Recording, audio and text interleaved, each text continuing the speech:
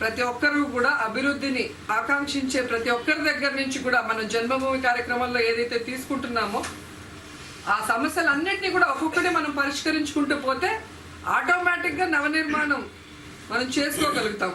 అలా కాకుండా రాజకీయ కక్షతో ఈరోజు అభివృద్ధి కార్యక్రమాల్ని, పెన్షన్ని, ఇళ్లని ఆపేస్తూ పోతూ కేవలం ప్రజలకు మాత్రం నవనిర్మాణ దీక్ష అంటే అది హాస్యాస్పదంగా ఉంటుంది. ప్రజలు కూడా నవ్వుకునే పరిస్థితిలో ఉన్నారు. ఈరోజు డ్రామాలు చేయటమే తప్ప మరొక పని లేదు తెలుగుదేశం పార్టీకి అనేది స్పష్టంగా అర్థమవుతుంది. ఇది నవనిర్మాణ దీక్ష కాదు, నారావారి అవినీతి దీక్ష అనేది స్పష్టంగా అర్థమవుతుంది. సో ఇలా రాష్ట్రాన్ని ముక్కలు చేసి ప్రజలు అమాయకులు అనుకుంటున్నాడా, మతిమరుపు గజనీలు అనుకుంటున్నాడో తెలియదు. కానీ ప్రతిసారి రాష్ట్రం విడిపోయింది, నష్టపడిపోయామని చెప్తూ ఎవరో విడగొట్టి ఎవరో నాశనం చేసినట్టు మాట్లాడుతున్నారు. ప్రజలు కూడా తెలుసుకోవాల్సిన అవసరం ఉంది. ఈ రాష్ట్రం నష్టపోయింది అంటే దానికి చంద్రబాబు నాయుడు కారణం. ఈరోజు రాష్ట్రం అభివృద్ధిలో వెనకబడిందంటే చంద్రబాబు నాయుడు కారణం. ఈరోజు రాష్ట్రంలో ఉన్న ప్రజలందరూ కూడా కష్టాలతో సతమతం అవుతున్నారు అంటే దానికి కారణం చంద్రబాబు నాయుడు. కాబట్టి ఆయనని, ఆయన పార్టీ వ్యక్తులని గ్రామాల్లో తరిమి కొట్టాలని కూడా పిలుపునిస్తున్నారు. ఎందుకంటే ప్రతిసారి ప్రతిజ్ఞలు చేయటం సిగ్గు లేకుండా ఆఫీసర్స్ వాళ్ళ ఇంట్లో పని మనుషుల్లాగా ఈరోజు ప్రమాణాలు చేస్తున్నారు. ఆ ప్రమాణాల మీద కట్టుబడి ఉంటారని నేను అడుగుతున్నాను. ఈ అన్ని జన్మభూమి కార్యక్రమాల్లో ఎవరైతే ఇచ్చారో అర్జీలు, వారందరికీ పెన్షన్స్ ఇచ్చారా? అర్హులకి వారందరికీ రేషన్ కార్డ్స్ ఇచ్చారా? ఇల్లు లేని వాళ్ళకి ఇల్లు ఇచ్చారా? వీళ్ళు దోచుకున్న అవినీతి సొమ్ముతో ఏ విధంగా ఇళ్ల మీద ఇల్లులు కట్టుకుంటున్నారు చంద్రబాబు నాయుడు ఆయన కొడుకు మనం చూస్తున్నాం. కేవలం మీ పబ్లిసిటీ కోసం, ప్రజలందరినీ కూడా డైవర్ట్ చేయడం కోసం, మీరు ఏం చేయలేదు అనేది వాళ్ళు తెలుసుకోకూడదని చెప్పి ఎప్పటికప్పుడు ఏదో ఒక కార్యక్రమం పెట్టి డబ్బులు బూడిదలో పోసిన పన్నీర్ లాగా మీ పాంప్లెట్లు, మీ ఫోటోలు వేసుకొని ప్రచారానికి ఉపయోగించుకుంటున్నారు అఫీషియల్స్ని కూడా. కానీ రాష్ట్రంలో పేదవాడికి ఒక్క ఇల్లు కూడా కట్టివ్వడు. మళ్ళీ నవనిర్మాణ దీక్షలో అందరూ పాలు పంచుకోవాలి అంట. రాజధాని కట్టడానికి స్కూల్ పిల్లలందరూ 10 రూపాయలు ఇవ్వాలి. ఆఫీసర్స్ అంతా వాళ్ళ జీతాలు ఇవ్వాలి.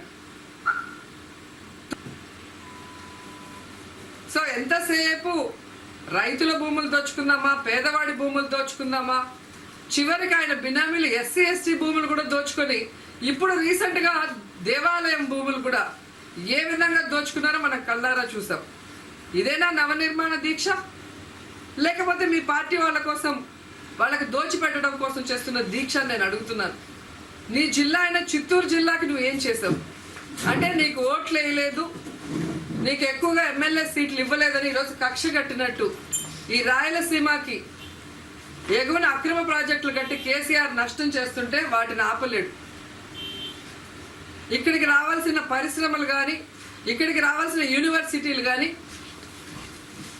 ఈరోజు పోలవరం పూర్తయితే రాయలసీమకు నీళ్ళు వస్తాయని తెలిసి కూడా వీటన్నిటి మీద కేంద్రంతో పోరాడాడు. ఎందుకంటే తాను చేసిన తప్పులు ఓటు నోటు కేసులో బయటపడటం కోసం ఈ రాష్ట్ర ప్రజల భవిష్యత్తుని, ఈ రాష్ట్రంలో ఉన్న రైతుల భవిష్యత్తుని మొత్తం తీసుకెళ్లి అటు కేసీఆర్ కాళ్ళ దగ్గర, ఇటు తీసుకెళ్లేసి కేంద్రంలో బీజేపీ కాళ్ళ దగ్గర పెట్టింది నిజం కాదని నేను అడుగుతున్నాను. ప్రత్యేక విమానాలు కానీ, రోజుకొక గెస్ట్ హౌస్, ఇప్పుడు 5 స్టార్ హోటల్లో కాపురం పెట్టడమో ఎక్కడా కూడా జరగదు. ఇలాంటి వింత వింత చేష్టలు. బుర్రుందా లేకపోతే ఆ బుర్ర పనిచేయడం మానేసిందో తెలియదు. కానీ ఆయన చేసే కార్యక్రమాలకి ఆయన పార్టీలో ఉన్న వాళ్ళే ఆశ్చర్యపడిపోతున్నారు, ఈయనకి ఏమైందా చంద్రబాబు నాయుడుకి అని చెప్పి. ఈరోజు నేను ఒకటే అడుగుతున్నాను, నవనిర్మాణ దీక్ష అంటే అన్ని ప్రాంతాలు అభివృద్ధి చెందాలి. కానీ రాష్ట్రం విభజన జరిగి 2 సంవత్సరాలై ఇంకా కూడా ఆ గాయం మానకుండా ఉంటే దాన్ని గోకి పుండు చేసే విధంగా అన్ని ప్రాంతాలని సమానంగా చూడకుండా కేవలం కృష్ణా గుంటూరు జిల్లా తన అత్తగారి ఊర్ల మీదే మోజు చూపిస్తూ ఈరోజు అన్ని జిల్లాల్ని సర్వనాశనం చేయటం న్యాయమా? దీనివల్ల నవనిర్మాణం జరుగుతుందని నేను అడుగుతున్నాను. సో నీ చేతిలో ఉండి నువ్వు చేయగలిగిందే నువ్వు చేయలేనప్పుడు ఈరోజు అందరూ కలిసి చేస్తారు అంటే మేమే కష్టపడి అన్ని పనులు చేస్తే ఆ క్రెడిట్ మీకు. చేయలేకపోతే అది ప్రజల సహకారం లేదు, లేదా కేంద్ర ప్రభుత్వం మాకు సహకరించలేదని చెప్పి ఎవరో ఒకరి మీద నెపం తోసేయడానికి ప్రయత్నం చేస్తున్నారని